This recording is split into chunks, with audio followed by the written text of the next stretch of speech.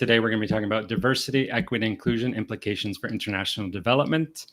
For people who have not joined us before, welcome. We really like to hear where people are joining us from, so feel free at any time, particularly in LinkedIn comments, to let us know where you're watching from, 2 to 3 sentences about your work or questions, and then throughout, make comments, questions, and we'll try to weed them in as much as possible. This is part of the Social Change Career Podcast. So again, this episode will be converted to a podcast within about 10 days. So by not this Friday, the following Friday. And please check out the 120 other episodes with brilliant innovators from all over the world sharing their career insights on making career impact. I will summarize Angela's bio, and then we'll jump right in. And again, throughout the podcast, please let us know where you're watching from, your questions, your comments. So Angela is the founder of DiverseDEV, a consultancy designed to support international development organizations, NGOs, and civil society groups working to improve the lives of marginalized people anywhere in the world. She's committed to issues around public health and its impact on vulnerable populations, having previously served as Regional Advocacy Director, Africa and Asia at the Global Health Advocacy Incubator, which focused on strengthening advocates for prevention of non-communicable diseases impacting low and middle income countries. Prior to that, she worked as a senior policy advisor for the humanitarian response in Haiti at Oxfam after the earthquake in 2010 to 2013. She's a French speaker and holds 3 master's degrees. We'll have to ask about that. Public administration, peace studies, and conflict resolution. She also holds a Bachelor of Arts in Political Science and French from Lincoln University, which was founded in 1854 as the U.S.'s first degree-granting historically Black college and university. She's written widely on development, race, and privilege, including Wait Till They See Your Black Face and International Development Has a Race Problem. Her current work is on consulting and advising on diversity, equity, inclusion training, speaking to groups about equity and racial diversity, and providing support to international organizations on developing DE&I ethos for their organization. So that's a little bit about her work. And again, thank you everyone for joining us for today. Throughout any time, again, don't just let us know who you are, but a couple of sentences about your work, your interest, and your comments, and we'll weave them throughout. So Angela is joining us from cold Washington, D.C. We were just comparing weather. Medellin is the city of eternal spring. Washington does have a great spring, but not great winter. And so Angela, thank you so much for joining us today and taking time to share your wisdom and expertise and questions. So can you talk a little bit about how do you weave the different pieces of your career together? And actually just sort of why 3 master's degrees? That's pretty unusual. Like, you know. Good morning. Good morning, everyone. Good afternoon for some of you, wherever you are in the world. Thank you for joining. Thank you, Craig, for inviting me to come talk to you. Yeah, 3 master's degrees. People ask me that all the time. They're like, why didn't you get a PhD? Yeah, in hindsight. Actually, I got all those master's degrees because at the time I thought it was necessary for me, a little, Black girl from Trinidad and Tobago. I was trying to break into international relations, and I thought I needed to have, a lot of education, and I thought that I needed to do way more than a lot of people might have realized, but I just didn't know any better, to be honest. And I ended up receiving 2 Rotary International Peace Scholarships.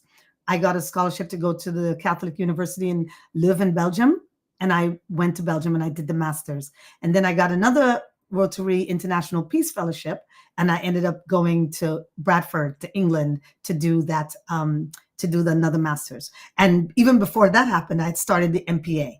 The goal for me, education, it was the only way that I could see out of Brooklyn, where I grew up.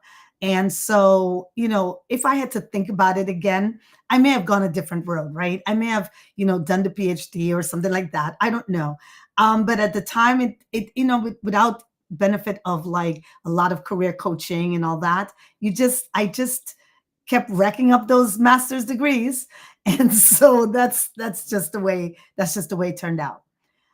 I guess, whenever I'm asked about how did I get here, I think for a long time, I just worked to survive, right? For a long time, my education wasn't benefiting me in that way. I was just a person with a family. I had to work, so that I could survive. But then right around the earthquake in Haiti in 2010, I had an opportunity to move to DC to work for Oxfam. And it was actually at Oxfam and in Haiti where the whole equity sort of conversation and my thinking around international development and how equity and fairness um, uh, does not necessarily apply. And that in international development, there's a lot of lofty goals, right? It's all these, we're gonna alleviate poverty, and we're going to change people's lives. And a lot of times, none of that happens, right? Because for the most part, development is so project based, and so there's so much that is lost when we focus on projects and we don't focus on what it really takes to alleviate poverty. And so when you look at some of these jobs, when you look at these jobs, in development, you don't really understand that, but you're a person like me who wanted to work in a sector that was about changing lives. Being born in the Caribbean, moving to the US as a undocumented child, growing up as an undocumented immigrant, I basically had this idea that no matter what the job I was going to do, it was going to be a job that was going to benefit people who were vulnerable. And having grown up as a vulnerable child in New York, I felt that that was my calling. It was just the only kind of job I think I would have ended up getting. I don't think I could have worked in investment banking or something like that, right? Because that was just not my interest. I always wanted to work with people who had lived the kind of life growing up that I did. And so, but being in Haiti really exposed me to this fake development context that we read about, right? On TV, when there's a disaster in a country, you hear the US gave $100 billion, right? And you think, wow, that's a lot of money. And then you realize, well, they don't exactly write a check for $100 billion, right? Or we're going to do this microfinance or this loan or this, that. And then you realize that poor countries stay poor for a reason. International development keeps countries poor in many, many ways. All these loans, all the ways that we developed countries intervene in poor countries. So I realized when I was in Haiti that development is kind of a mess. And then I started to really think a lot about sort of the racism in development as well. Being the Black woman from Oxfam coming into Haiti, where oftentimes I was the only Black person in a room of, do-gooders, right? Europeans and Americans, Australians, who somehow have this idea that they have a clue about what to do in Haiti. They have a clue about what these people live every single day. And that's the place where I decided that, okay, there's a problem in development.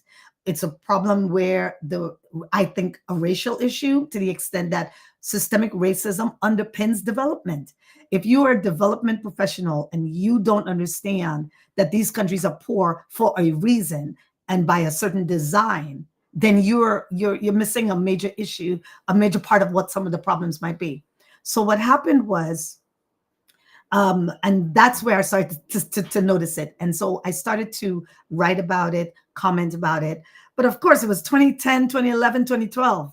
So no one is talking about racism at that point, right? Because because if you had brought up just systemic racism in development, people would have felt offended by that, because there was this sense that we're do-gooders. International development is full of the best people in the world, flying around, helping poor people, and often poor Black and brown people, right? That's just a fact. And so I wanted to sort of challenge this idea about what development is really doing in some of these countries. And Haiti was the place where it really crystallized itself for me. And from that place, I started to kind of pay more attention and more focus in terms of moving my career into a space where I would always have the opportunity to speak on this, to say, international organizations, mostly led by, white European women, white American women, men as well. But, there's a place where, there's a certain standard. And I wanted to challenge that and to talk about it and to sort of bring international organizations into really looking at issues around race and racism and how international and how hard it is to really to work in the sector. So I kind of took a long way to get here, but I think the core of all of this was simply that from where I come from, being a Caribbean person, growing up and being a Trinidad. I was born in Trinidad and Tobago. I just saw the world through the lens of what vulnerable people live every single day. So Thank you so much. And thank you so much. And thanks everyone for joining us. Please let us know, great to see people from all over the world, and please start sharing your questions and comments. We'll weave them in, and feel free to share a little bit about your work. So obviously I'm a white guy, and I grew up in the US, and my first international experience, I moved overseas when I was a junior in college and went to Hungary. Like, I had the chance to go to Poland. I could have gone to Poland, or I could have gone to Kenya. At that point, President Moi was in power of Kenya. So I was like, no, it's too vital, too volatile. I knew nothing about Hungary. I went there right after the end of the Cold War. And it was an interesting experience. And I do think I had some of that, or a lot of that American mentality. Like, we could teach the world a lot about how to do things better in terms of diversity and engagement. And I wound up setting an NGO. And I think the older I've got, the more I realized I have some good questions and a lot of learning from others, but I really don't know that much. And often what I've seen, and I lived around the world. In Colombia, my first trip here was 20 years ago. My wife's got a PhD, she's from Colombia. And my first trip, I went to a peace building conference. And what I realized is Colombia has some of the most amazing peace builders in the universe. And they don't necessarily need more training in how to do peace. They need resources, they need network support, they need encouragement, they need change in policy. So we'll get into a lot of those questions. But if you think about, let's just get back to your first kind of working in Haiti, even before kind of thinking about systematic inequality, and just what skills did you find most useful? And we can talk about the insanity and the good stuff, but what did you actually do on a day-to-day basis? Was it working with communities on rebuilding? Was it humanitarian relief? And then did it change over those 3 years? And for anyone who wants to think about working in humanitarian engagement, what skills, is it personality resilience? Is it navigating bureaucracy? What have been the most useful skills for you? Yeah. I would say this. First of all, I think the ability to use skills that allow you to build bridges. So however that might look for you.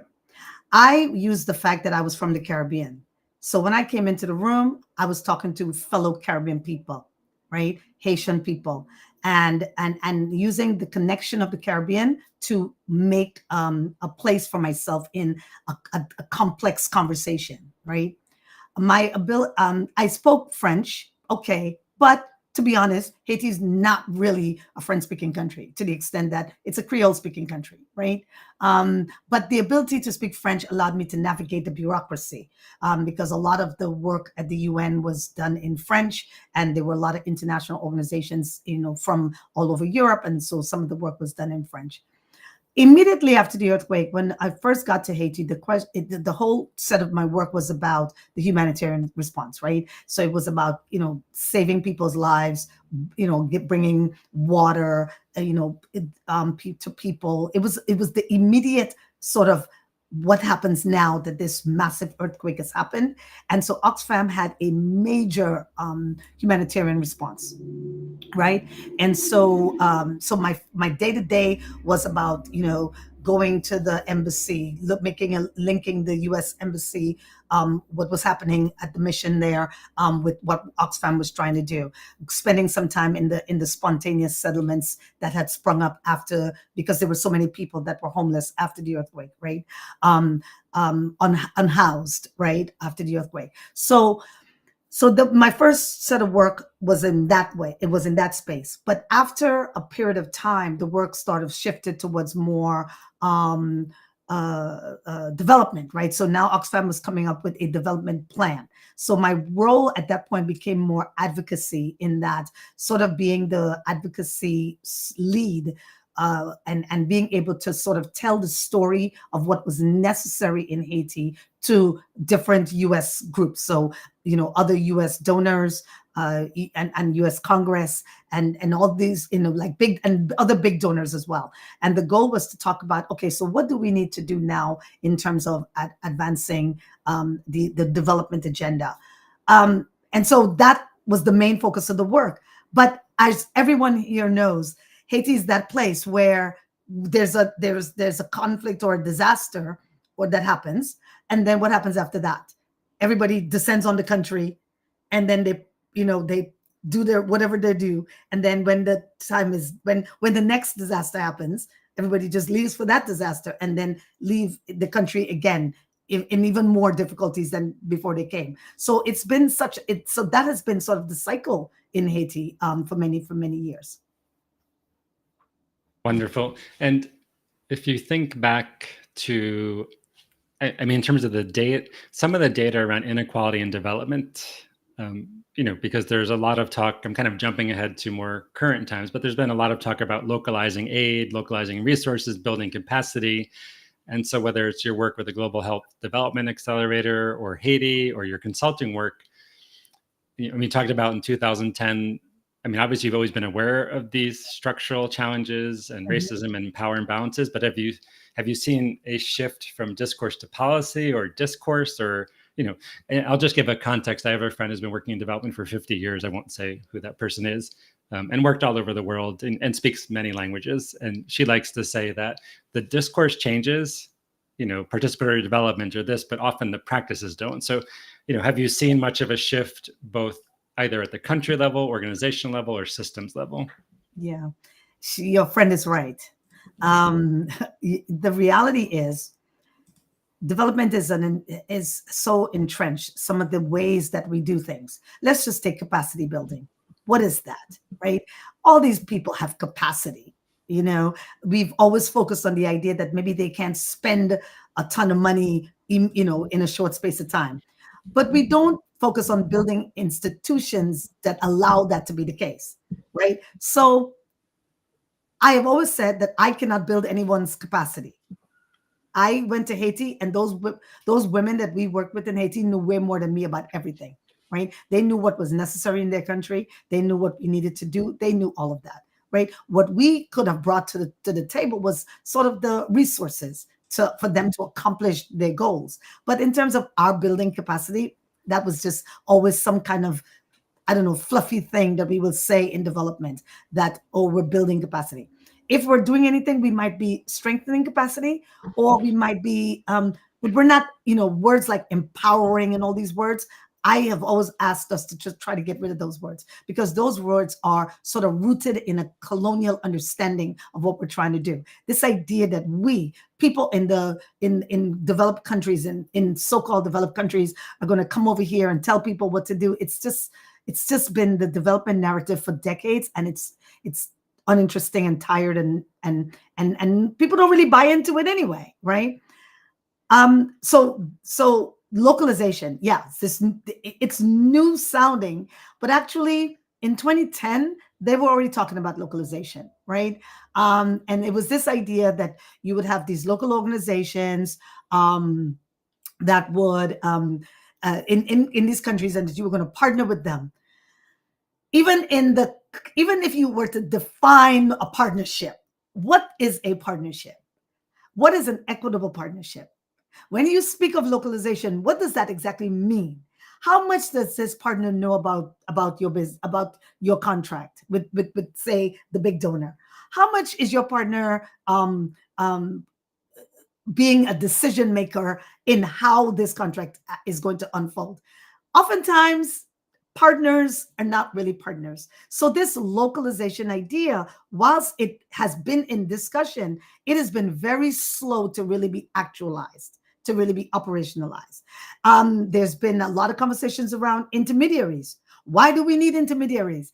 Again, this idea that these people in these countries, often Black, brown, and indigenous people, they can't manage all this money, because there's this idea that, again, it's about they're more corrupt.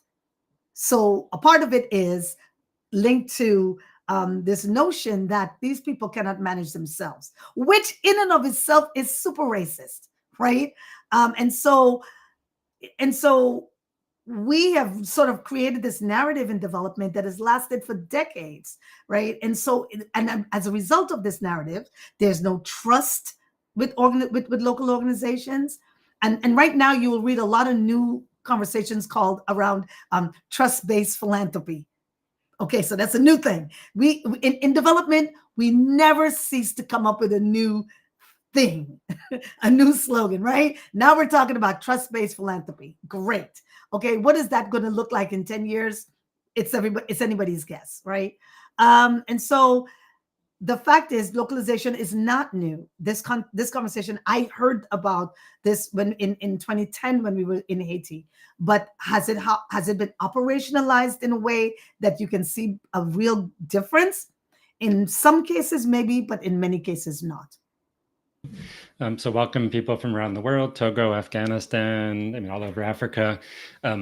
So I'll ask one or two more questions, and I hope other questions come in. So and your comments and your stories. So, the development industry, depending how you define it, if you include, it's about 150 billion a year in terms of overseas development assistance. So how do you balance, if you think about development in general, and there's lots of different perspectives, whether it's debt aid or let's focus on economics or institutions, but is it, how do you help change the system? Because you're kind of in the system a little bit outside. So what is your advice for people who want to build a career in development, whatever that means, whether it's private sector foundations over, bilaterals or multilaterals? So what is your advice for people as they think about entering the system to, is it better to work in the system and try to change it from within? Is it better to try to be an advocate outside? Is it better to go and make lots of money and then do something with that money on your own? Like, for people who are thinking about, they want to do impact in the world and help countries progress economically, culturally, institutionally, what are your thoughts? Yeah. So I've been in and I've also been out. And I think that development has to fundamentally shift away from this narrative that we in the sector, or we, when I say we, I mean, countries that give a lot of money or donate a lot of money, that the power of the relationship has to shift. And if fundamentally that's not where we want to start, we're going to be forever having a conversation like this. I've been in and out. I've been in and I've been out. I would say that being in is important, because if you can be in the conversation in an organization where you have a voice, then that matters. I feel like I was able to be pretty successful in my work in Haiti because I went to the work as I said, as a Caribbean person. So my understanding of this context was based in who I was, right? And I think that that who you are, it matters where you're coming from in the development space. I feel like Caribbean people, someone like me coming from Trinidad, being in Haiti and being able to sort of relate to the context. Trinidad and Haiti are, don't have necessarily the same history, but they do have a history of slavery and a history of, and colonization, right? In that, the British came to Trinidad. So I would say that being a part of the Caribbean environment allowed me to be at Oxfam and come to the table with a voice. So when I'm talking about Haiti and I'm saying to people in leadership and around the world about Haiti, when I'm speaking on behalf of Oxfam, I feel like who I was, my authenticity was something that made me super successful. So if you're a person that wants to get into the sector and you can relate in that way, you'll be better.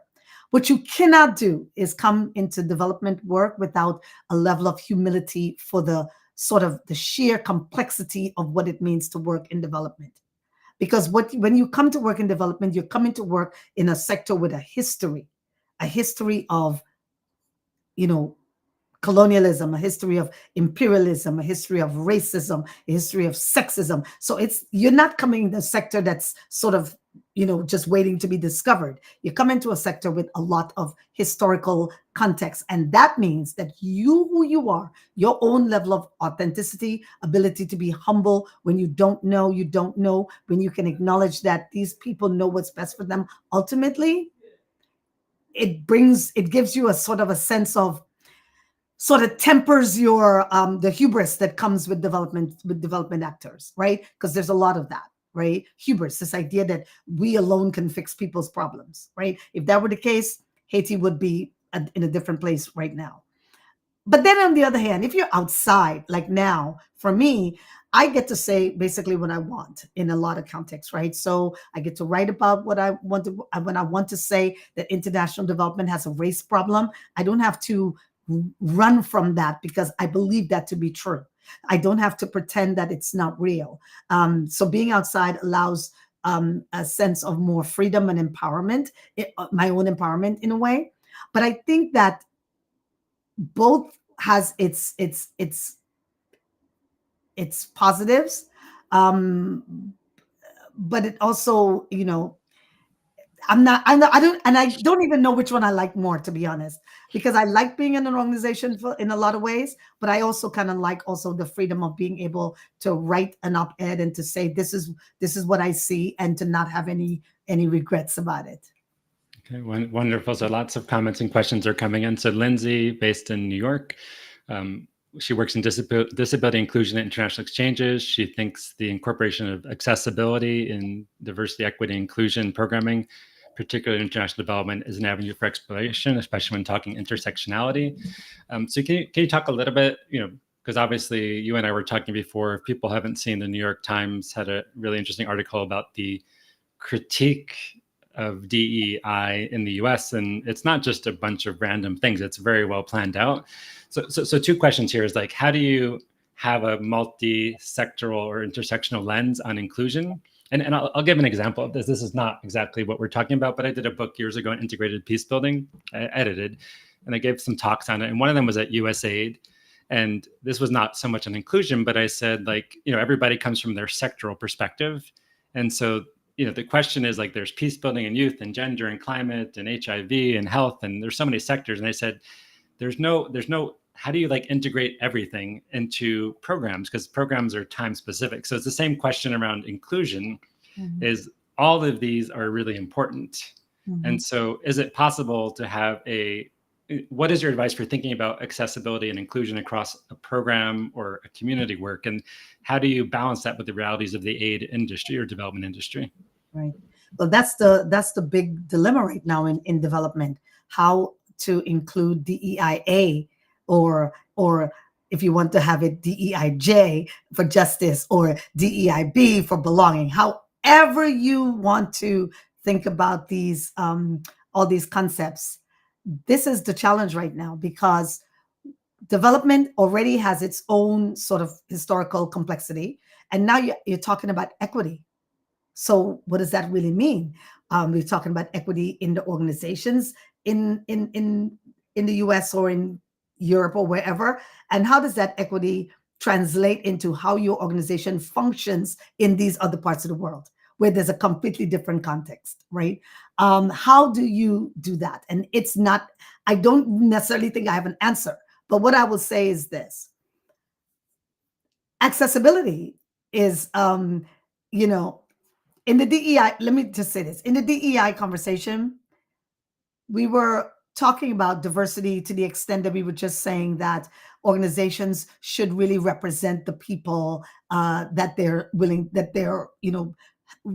rushing to serve. So, and not just diversity in terms of race, but just sort of diversity across the spectrum. So nationality, sexual orientation, all these other things. But I always have said, let us not underestimate race and racism, ethnicity in that discussion. Because if you're talking about development, oftentimes you're talking about people in another part of the world who are not the same people, and there's a historical context from which they are operating, right? You talk about equity. What's fair? How do we, why is it that people make more if you are, an international expat staff? Why do you make more money than, say, people who live in those countries? Why are national salaries so much lower? Why is there such a difference in sort of how we engage people in these countries, in their own countries? What is that about? Inclusion, this idea that people, whilst they're all in whatever country we're working in, they're not necessarily included in the decision-making process that's happening, say, in New York or in DC or in London, right? Because a lot of times, so much of development work is sort of packaged and sent over there. And so the whole DEIA and add-on accessibility, right? That whole piece has sort of forced development to say, wait a minute, we operate this so-called system of doing good with a whole bunch of inequities baked in, right? I mean, just something benign that you might not even think about. The way we have, international calls, the calls start at 9 o'clock in the morning in the US.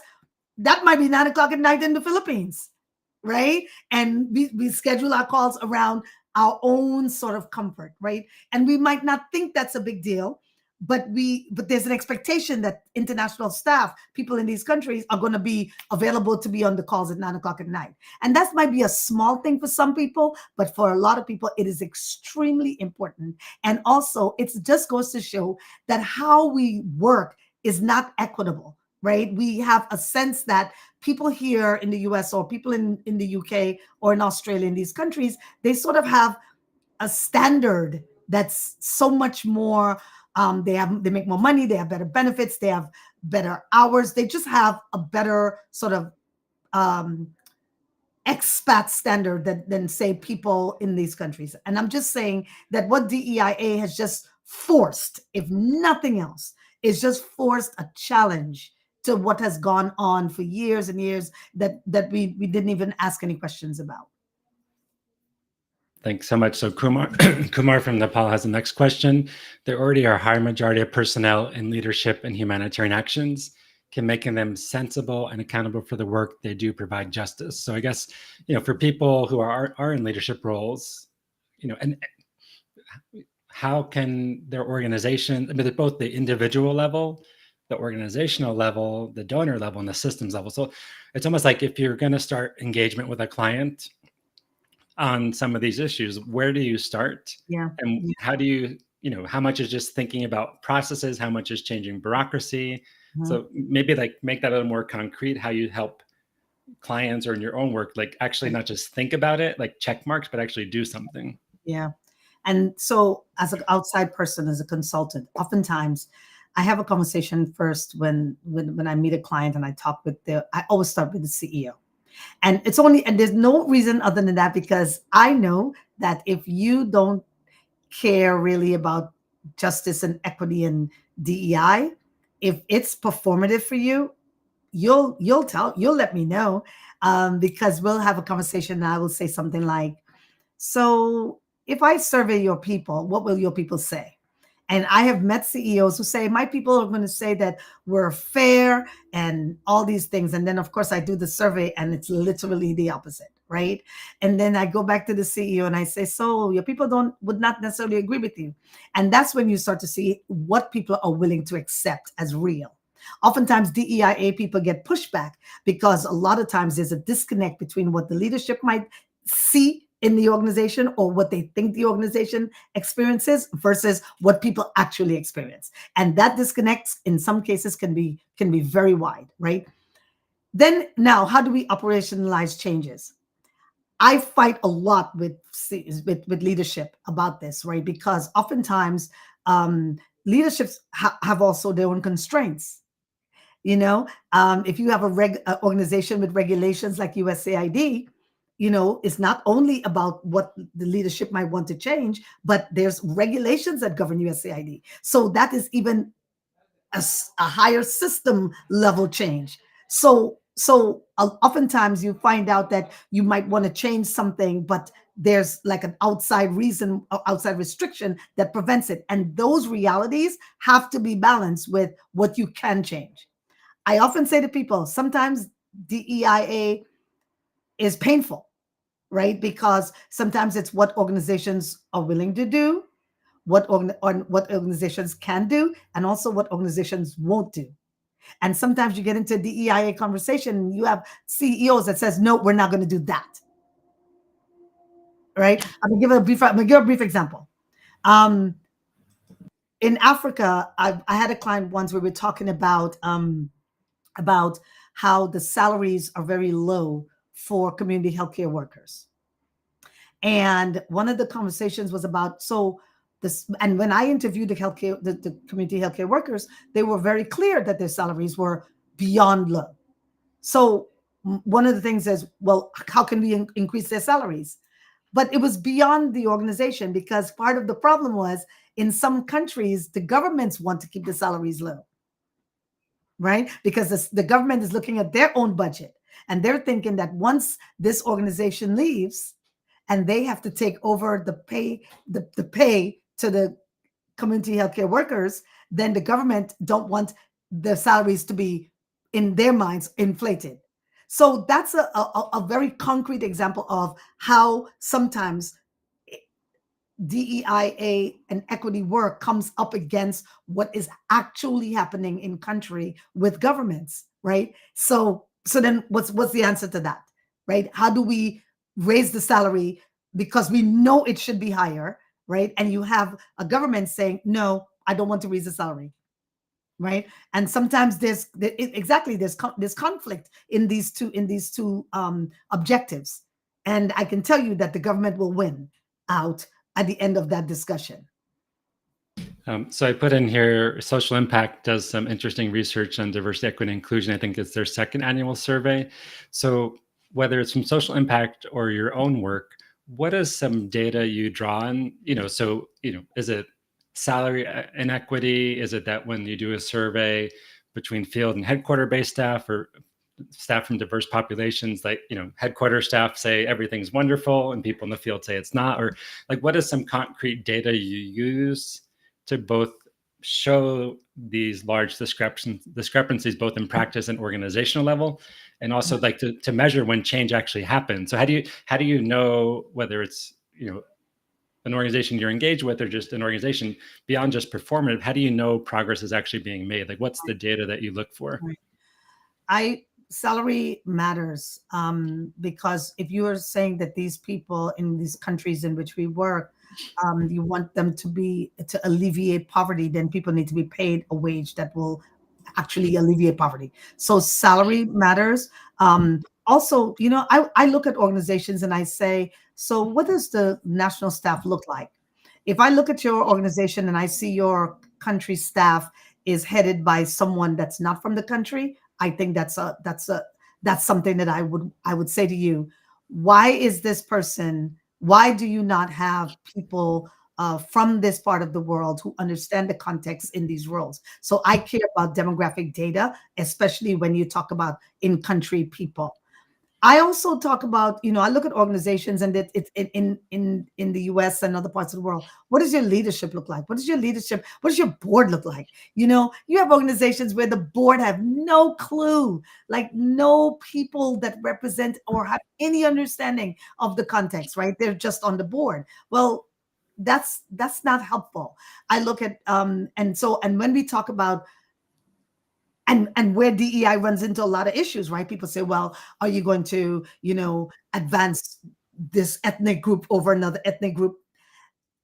And I try to squash that conversation by saying, if you're working in Haiti and the people in your organization, both in the headquarters and in the country office, are not people who understand the context and who have lived experience within the context, it doesn't matter. You're missing crucial information. They have knowledge that needs to be a part of whatever decision that we make.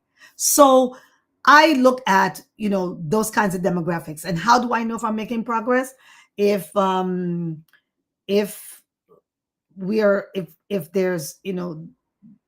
the equity conversation leads to some kind of changes within salaries, if the equity conversation leads to hiring more women from the environment, from the context, if the board of directors have, if organizations are making an active decision to recruit and seek out board members from the part of the world that we're talking about. I look at what your headquarters staff looks like, how, who's on the leadership team, who has decision-making power, how diverse is that group of people. I look at also, and then you know what else?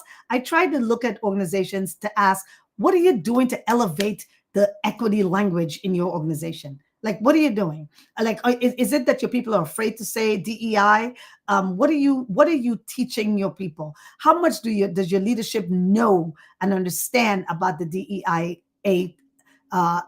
conversation that's happening globally as well as within the sector? Because you'll be surprised, a lot of organizations, people have no idea what any of this means. And I feel like if it's important that if you're going to be doing this work in development, you should be as your skill level in terms of an understanding about DEI is also as important.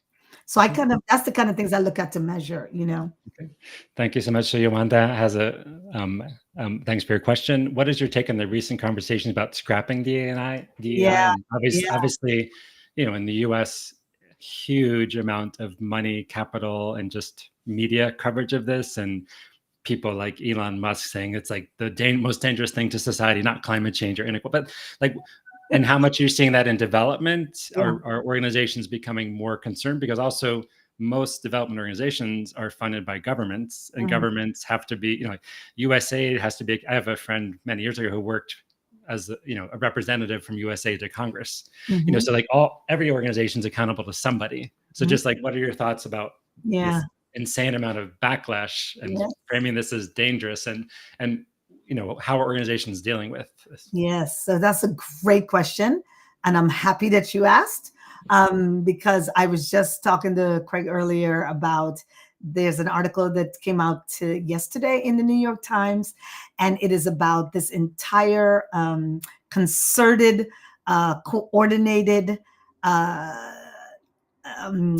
situation when it comes to DEI, in that all this conversation about DEIA, what does it have in common with anything else in the US?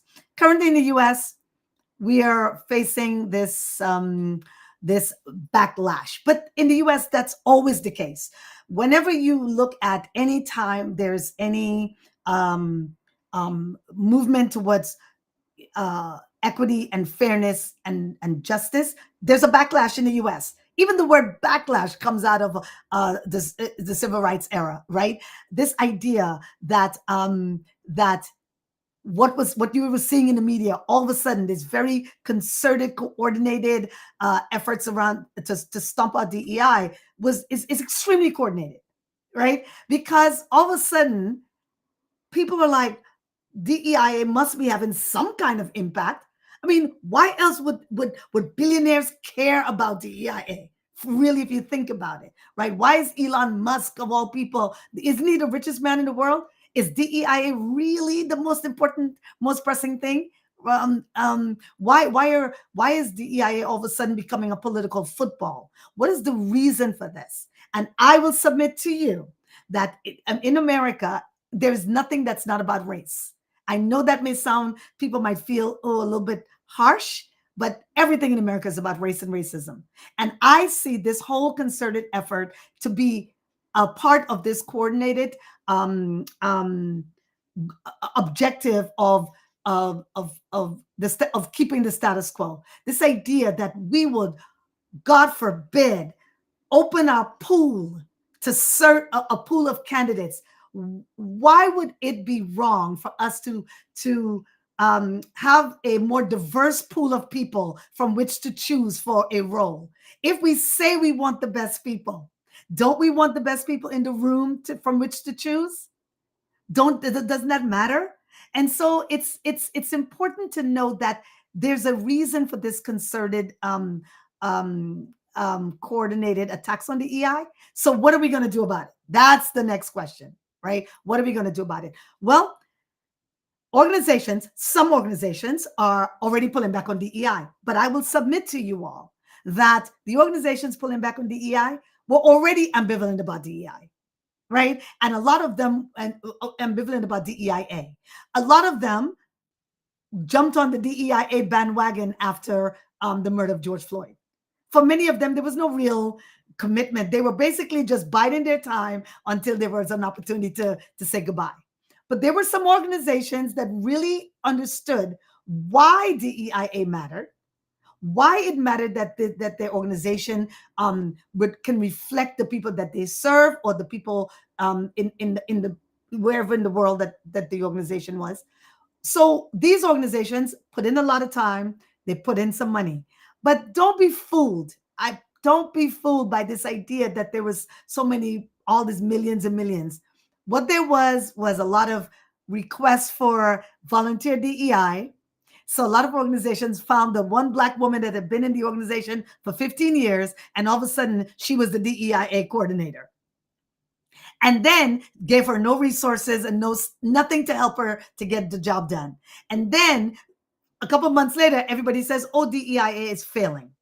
So a lot of people were set up to fail in this DEIA discussion. But then there were some organizations that put some money and some staff and some resources behind it. And those organizations are seeing improved engagement, more diverse staff, more diverse board. So that also is happening despite this sort of onslaught against the DEIA, this assault that has been waged in the media over the last couple of months. And I will end by saying, please read the article. I think Dr. Craig, you put it in the chat, right? The article is beautiful because what the article lays out is how organizations, how politicians, how wealthy people have gotten together to make this their the boogeyman for this upcoming election cycle. That's why you hear politicians saying things like, this is where, for example, the governor of Florida, this is where woke comes to die. What does that mean? Right? This is important that we become more educated and more informed on these topics so that we can refute these kinds of, bogus analysis that these people try to pass off as their political agenda. So that's how I would say to handle it. And I am and I write about it every time, every opportunity. I comment on this. This is not real. Go a little bit deeper. Ask more questions and challenge your organizations, right? What are you all doing about this, about DEIA, right? Now is not the time to walk away from DEIA. That's all I'm saying. Well, so a quick question for me, then we'll get to some others. So do you have any data? I mean, I'm thinking from the peace building world, or the innovation world, a lot of organizations 20 years ago, they started adding staff who would be like cross-sectoral peace building experts, and then innovation was the big wave. So is there data to show, let's say, among the top 20 members of Interaction, which is the network for humanitarian development work, that X number have, percentage of people, this is their full-time job and they're actually investing? Like, is there data to show this? And then at the same time, at least in the private sector, one of the first jobs to be cut in many companies, because layoffs are huge, are often people who are either doing this like employee resource groups or their full-time job. So is there any data from the development or humanitarian industry? Yes, I don't know, but I will hazard a guess to say that I'm sure there might be some data out there, and maybe I can do a check to find that out. But I will say this: yes, in many organizations, that's the first thing that's going to be cut. But it's only going to be cut if the organization's commitment was not real in the first place, right? Because you see, the idea of equity, it sounds like this lofty goal, but is it really? We have been conditioned over the last years in working that we're not supposed to fight for about equity.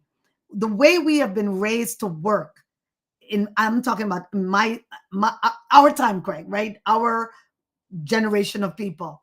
But younger people are coming up with a different mindset. And a lot of younger people are asking questions, even in job interviews, like, what is your DEI agenda? What's your goal? Because a lot of younger people are looking at organizations and they want an organization where they believe that the organization is fair, the organization treats its employees properly, that there's equity and that there's salary parity and gender parity and all these kinds of things. So I think that we are also missing a whole generation that's coming up to have a different sort of understanding about what equity actually means in work.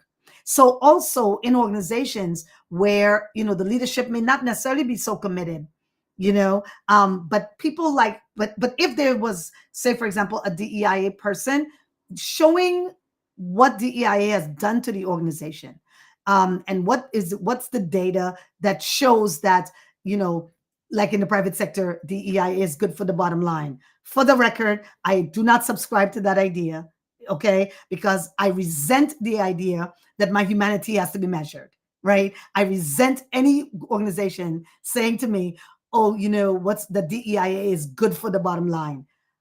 What is good for the bottom line is fairness, okay? Equity. People need to be treated a certain way at work. And so while in the private sector they've used this language of business to sort of make the case for DEI, I would say that my humanity is not up for, is not a statistical data point for you, right? And I would, so people want to come to work and show up as their authentic selves, and they want to be able to do the best job that they can, but they also have to be treated fairly. And so, that's how I see it.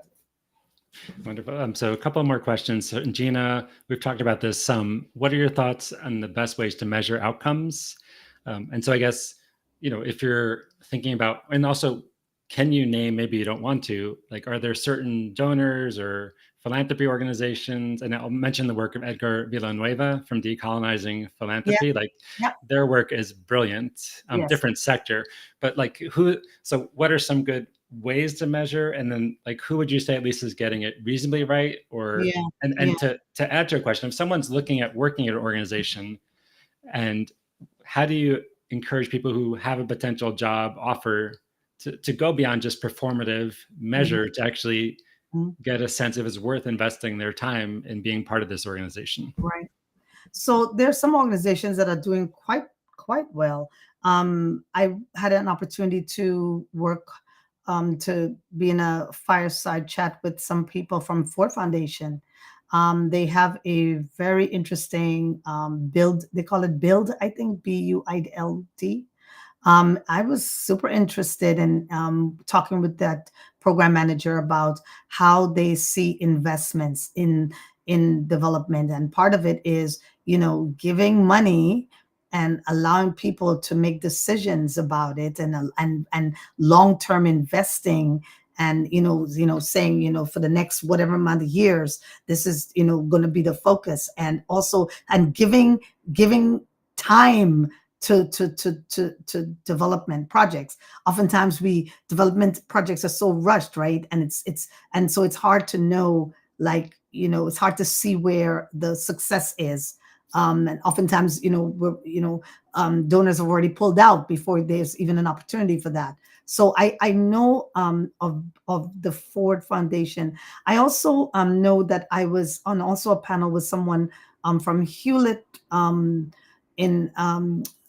Hewlett organization, and they have their sort of equitable partnership model is really interesting, and they have invested a ton of money and time into defining equitable partnerships and helping their partners to really be actively a part of that, and that I think is impressive. And so some people might say that might not be enough, but if you think about why are we even talking about equitable partnerships? I mean, we've talking about it because of the fact that organizations have managed to have these unequal, asymmetrical relationships with their partners, right? All the while championing localization and equity when their relationships with their partners weren't fair or even equitable. And I love that that there's been a focus on redefining what an equitable partnership actually looks like. And I think and that will allow localization efforts to be better, because now people have a more clear understanding of what localization really means in its entirety. So I think those are two organizations that I know of, that I know a little bit about their work. I don't know everything about their work, but that's what I do understand. Okay, so lots more questions come in, and Jillian Marcel also cautioned against relying too heavily on the New York Times article. It's one perspective and also Yes. tells from particular viewpoints. Yes. And again, please, if you haven't looked at the work of Edgar Villanueva and decolonizing philanthropy and his book Decolonizing Wealth, it's really, I think, it's written for the philanthropic industry, but it's having lots of impact. Right. And talking about so much of the wealth in philanthropy comes from unjust systems, Right. and who gets to decide. So we're going to start to wrap up because we're getting close to our time. I would add to Jillian. Jillian is Jillian and I are connected. We talk quite a bit, actually. And you're right. My only thing about the New York Times article was just to give some validation to the fact that people who work in DEI knew that this was coordinated. If nothing else, right? Because it just seemed odd to me watching all the sort of, all of a sudden we had this moment where everybody was talking about DEI, right? From the Harvard's president's resignation. Now we have billionaires, challenging this woman's competence as a DEI hire. And I'm thinking, that's odd. And as a DEI person, I have said in the past, this is totally coordinated. And if the article did nothing else for me, it validated my point. But agree with you, Jillian, 100, that that it's just one perspective. So a couple of career questions before we wrap up. So one is for people who either are in the mid-career or starting off, who want to work at this intersection of equity and inclusion, whether it's in development or startup world or anywhere, education. What is your advice on the career paths or the skills that you think are most useful that are, and also, like, are there actually jobs, or because of this whole war on D&I, they're disappearing, and is it better to get like a technical skill like accounting or coding or AI and then just like embed D&I into it? No, technical, please. I would have never got out of college if I was an accounting major. Yeah.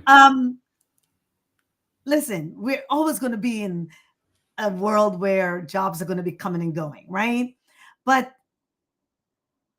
development and working on the EIA is not just a job, right? It's also like, we are here to change the world, right? To make the world better.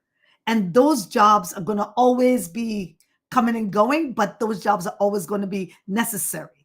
And if you are a person who, in terms of your skill set, right? So, my first degree was political science, right? I thought one day I would be in the United States Senate, until I realized politics is a disaster. But, if you are a person who in who you are, your authentic self is about working with populations that have been, really marginalized, really made vulnerable by our system, our racism, the levels of the colonialism. If you're a person who that is your core, then this is absolutely the kind of work that you should get into. Yes. Are jobs going to come and go? Yes. But, there's, humanitarian work that's going to be ongoing. There's peace building work that's going to be ongoing. And in that sense, you can infuse your work with understanding of what DEIA actually is designed to do. You can come to the conversation with a DEIA lens. You can come to the conversation with a framework for about what equity actually is. So yes, you can still continue to do this work. I feel gratified that I can see where we have been and where we have arrived at now. 20 years ago, no one is having this conversation about equity and fairness, and people were not going to be listening to me, a representative of Oxfam, talking about racism, because that was not what, that was something that no one wanted to believe about our sector.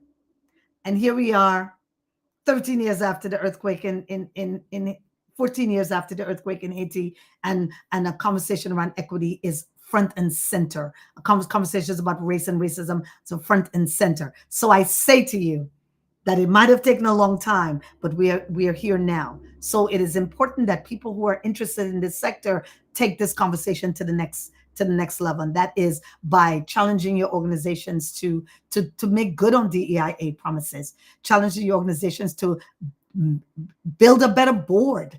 Your board shouldn't be just 5 or 6 white men sitting in the office in DC. That should not be your board. So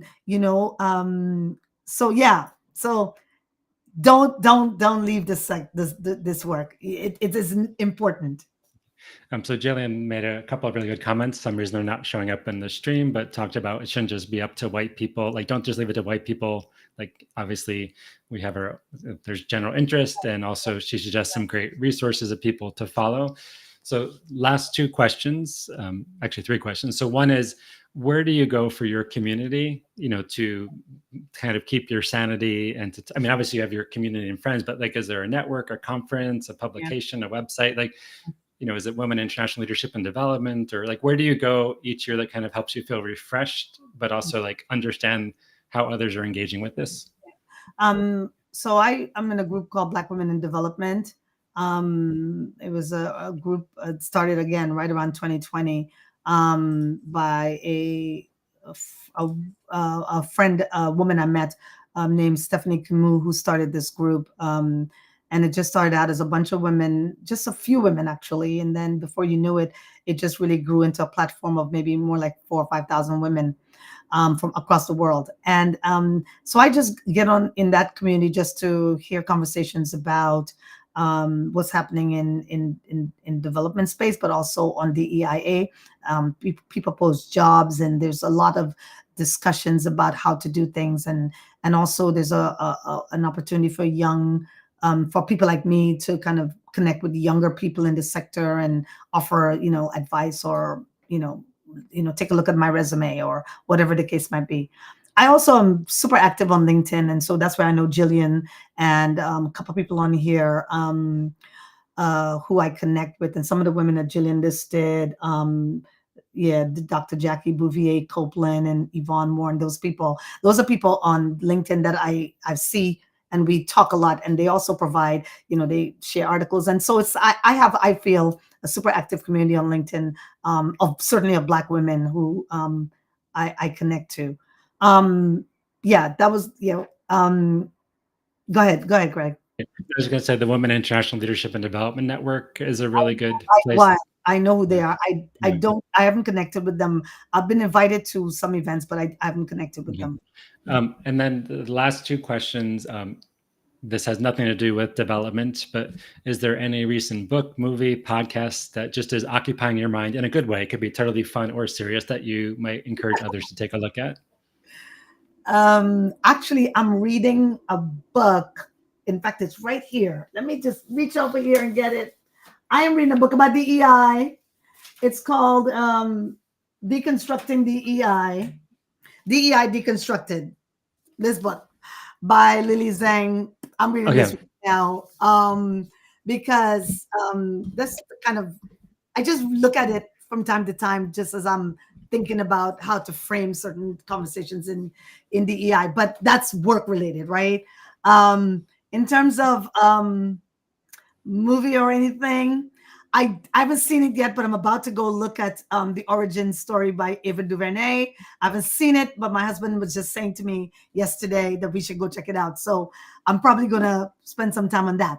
But on Netflix, I don't remember, but I don't know how many of you have checked out. It's called Stamped at Birth. It's Ibrahim X Kendi's story. It's fabulous, and for people who are interested in understanding again this concerted effort against DEI, you will even see it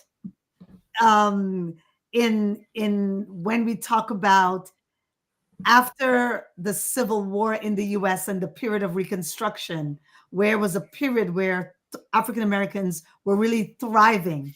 And then there was this concerted effort to destroy Reconstruction and bring in Jim Crow, which led to another, almost 100 years of terror against Black people in this country. I bring that up just to say that nothing about this onslaught against DEI is an accident. And even from Reconstruction times, there was always these concerted efforts towards thwarting the progress and advancement of people who were fighting for racial equity and justice, no matter who they were. But just so you understand that when it comes to Black people in this country, that has been the playbook. And so, yeah. So maybe check that out on Netflix. So that's it for me.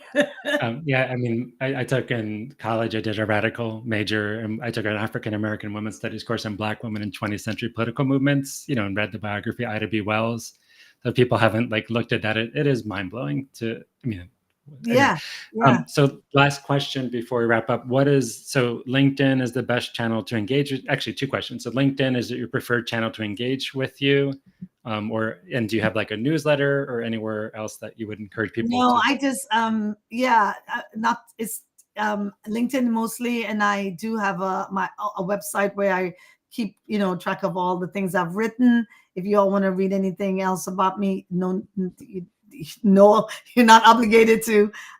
If you go to DiverseDEV.org, DiverseDEV is just like I said, it's a small boutique consultancy that I created just to be able to talk with development organizations about equity, and in hopes that I can make some kind of changes and support organizations to make changes. And then the last question, do you offer any general capacity building courses if people want to get expertise, or any place you recommend, like a conference or training, just for someone who's either already fully engaged or wants to, any MOOCs, like Philanthropy University, Acumen, has anyone got something out there that's either free or affordable for people to start engaging with this? I don't myself personally offer any training. I don't hold myself out as that level of expert, actually, but in terms of I'm not sure, but maybe that's something I could also send you some possible Sure. that you could add to your platform, because I'm not sure what's really out there in terms of free or affordable. A lot of DEI stuff has certainly gotten very expensive again. People are asking to be paid for the expertise, of course. So, but I know, University of Southern Florida, USF, I think they have a free DEI course, DEIA course that I actually have sat in on sometimes. Go to University of South Florida and look up the DEIA course. That's free. Okay. So thank you so much for your time and energy. And thank you everyone for joining us from all over the world. I think we had about 55 people from 25 countries. Thank so you. The final request is please follow Angela on LinkedIn. Please check out the podcast and share. And especially if you rate it, it takes 30 seconds or whatever your favorite podcasting platform. We have lots of great guests coming up in season 12. Please feel free to also, connect with Angela and share resources, or just connect with me, like your favorite resources or critiques. And again, I think, Women in International Leadership Development, their conferences, and actually the Rotary Peace Fellowship, they do advertise on PC, and I've taught in the program. They open applications in about 10 days. It is the world's best fellowship for change makers. And so if you're looking for fully funded master's or professional certificate, it is incredible. So the applications are generally open for 4 months, and you're getting lots of thank yous. And then actually last question for Black Women in Development website, or where do people go to find out? Is it a LinkedIn group? Actually, it's a Facebook group. Okay. So it's a Facebook group, Black Women in Development, and you just have to, I'll put the link in. I'll put the link in the LinkedIn comments, and then once we have it up. So thank you so much, Angela. I think Yolanda just said, I think it's stemmed from the beginning. You are correct. Okay, that is of the net. I think it's on Netflix. Yes, it is. Yes.